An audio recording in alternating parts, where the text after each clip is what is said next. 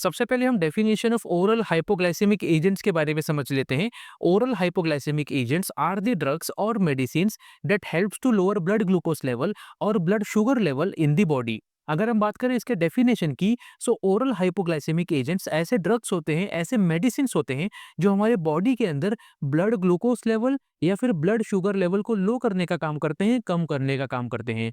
Oral hypoglycaemic agents को oral route के जरिए लिया जाता है। इनका इस्तेमाल ज्यादातर टाइप 2 डायबिटीज मेलिटस को ठीक करने के लिए किया जाता है। सो ये तो था definition of oral hypoglycaemic agents, को आपको अच्छे तरीके से समझ गया होगा।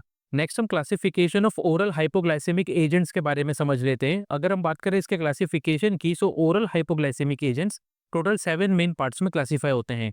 सबसे पहला है sulphonylureas. Sulphonylureas again 2 main part में क्लासीफाई होते हैं। सबसे पहला है फर्स्ट जनरेशन सल्फोनिल यूरियास। इसके एग्जाम्पल है टॉलब्यूटामाइड, क्लोरप्रोपामाइड। इसके बाद है सेकंड जनरेशन सल्फोनिल यूरियास। इसके एग्जाम्पल है ग्लिबेनक्लेमाइड, ग्लिपिजाइड, ग्लिक्लाजाइड एंड ग्लिमिप्राइड। इसके बाद है बाइगुआनाइड्स और इसके एग्जाम्पल है मेटफॉर्मिन।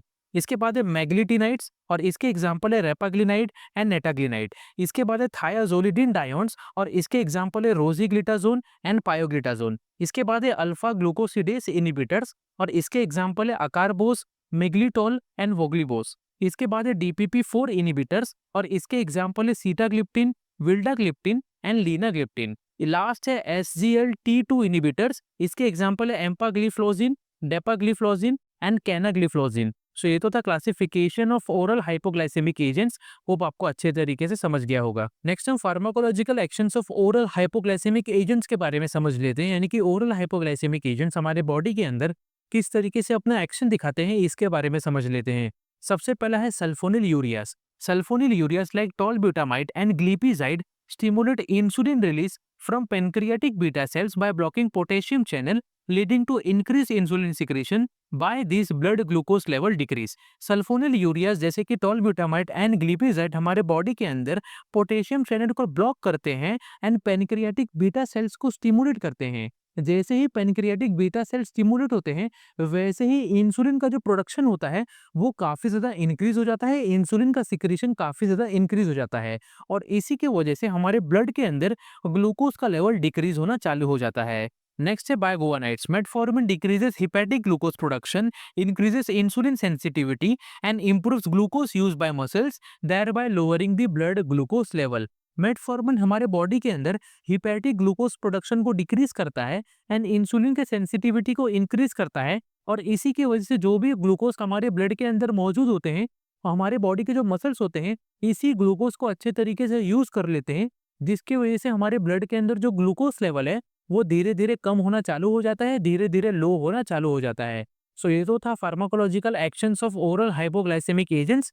होप आपको अच्छे तरीके से समझ गया होगा। नेक्स्ट हम doses of oral hypoglycaemic agents के बारे में समझ लेते हैं, यानी कि ओरल हाइपोग्लाइसेमिक एजेंट्स का नॉर्मल डोज कितना होता है एंड डॉक्टर्स इसको कितने अमाउंट पे प्रिस्क्राइब करते हैं, इसके बारे में समझ लेते हैं। सबसे पहला है मेटफॉर्मिन। मेटफॉर्मिन का नॉर्मल डोज 500 मिलीग्राम से लेकर 1000 मिलीग्राम होता है और इसको डेली दिन में 2 बार ओरल रूट के जरिए लिया जाता है।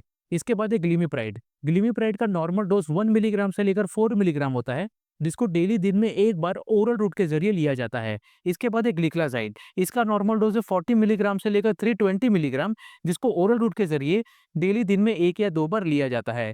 इसके बाद है रेपाग्लिनाइड। रेपाग्लिनाइड का नॉर्मल डोज 0.5 मिलीग्राम से लेकर 4 मिलीग्राम होता है और इसको ओरल रूट के जरिए डेली दिन में 1 बार खाने से पहले लिया जाता है। इसके बाद है पायोग्लिटाजोन। इसका नॉर्मल डोज है 15 मिलीग्राम से लेकर 45 मिलीग्राम, जिसको ओरल रूट के जरिए डेली दिन में 1 बार लिया जाता है। इसके बाद है अकारबोस। इसका नॉर्मल डोज है 25 मिलीग्राम से लेकर 100 मिलीग्राम, जिसको डेली दिन में 3 बार ओरल रूट के जरिए खाना खाने के बाद लिया जाता है। इसके बाद है सीटाग्लिप्टिन। इसका नॉर्मल डोज है 100 मिलीग्राम, जिसको ओरल रूट के जरिए डेली दिन में 1 बार लिया जाता है। लास्ट है एम्पाग्लिफ्लोजिन। इसका नॉर्मल डोज है 10 मिलीग्राम से लेकर 25 मिलीग्राम, जिसको ओरल रूट के जरिए डेली दिन में 1 बार लिया जाता है। सो ये तो था doses of oral hypoglycaemic agents. Hope आपको अच्छे तरीके से समझ गया होगा। नेक्स्ट हम indications of oral hypoglycaemic agents के बारे में समझ लेते हैं, यानी कि ओरल हाइपोग्लाइसेमिक एजेंट्स का यूजेस क्या क्या है एंड कौन कौन से डिजीज एंड कंडीशन को ठीक करने के लिए इनका इस्तेमाल किया जाता है, इसके बारे में समझ लेते हैं। Metformin is used in type 2 diabetes mellitus. Type 2 diabetes mellitus को ठीक करने के लिए मेटफॉर्मिन का इस्तेमाल किया जाता है। Glibenclamide, glipizide, glimepiride is use to control blood glucose level. Blood glucose level को कंट्रोल करने के लिए ग्लिपेनक्लेमाइड, ग्लिपिजाइड एंड ग्लिमिप्राइड का इस्तेमाल किया जाता है। Repaglinide, nateglinide is use to control postprandial blood glucose level. Postprandial blood glucose level को कंट्रोल करने के लिए रेपाग्लिनाइड एंड नेटाग्लिनाइड का इस्तेमाल किया जाता है। Pioglitazone, rosiglitazone is used in insulin resistant type 2 diabetes patient. ऐसे पेशेंट जिनको इंसुलिन रेजिस्टेंट टाइप 2 डायबिटीज है, ऐसे टाइप के डायबिटीज को ठीक करने के लिए पायोग्लिटाजोन एंड रोजिग्लिटाजोन का इस्तेमाल किया जाता है। Acarbose miglitol is used to control postprandial hyperglycaemia. Postprandial hyperglycaemia को ठीक करने के लिए अकारबोस एंड मिग्लिटोल का इस्तेमाल किया जाता है। Sitagliptin, linagliptin is used in the treatment of type 2 diabetes mellitus. Type 2 diabetes mellitus को ठीक करने के लिए सीटाग्लिप्टिन एंड लीनाग्लिप्टिन का इस्तेमाल किया जाता है। Empagliflozin and डेपाग्लिफ्लोजिन is used in type 2 diabetes specially in patients with cardiovascular और किडनी डिजीज। ऐसे पेशेंट जिनको कार्डियोवैस्कुलर डिजीज है या फिर किडनी डिजीज है और इसी के साथ साथ टाइप 2 डायबिटीज भी है, तो ऐसे टाइप के डायबिटीज को ठीक करने के लिए एम्पाग्लिफ्लोजिन एंड डेपाग्लिफ्लोजिन का इस्तेमाल किया जाता है। सो ये तो था इंडिकेशन या फिर uses of oral hypoglycaemic agents. Hope आपको अच्छे तरीके से समझ गया होगा। नेक्स्ट हम contraindications of oral hypoglycaemic agents के बारे में समझ लेते हैं, यानी कि कौन कौन से ऐसे डिजीज होते हैं, कौन कौन से ऐसे कंडीशंस होते हैं जिस दौरान ओरल हाइपोग्लाइसेमिक एजेंट्स का इस्तेमाल नहीं करना चाहिए। Oral hypoglycaemic agents contraindicated होते हैं।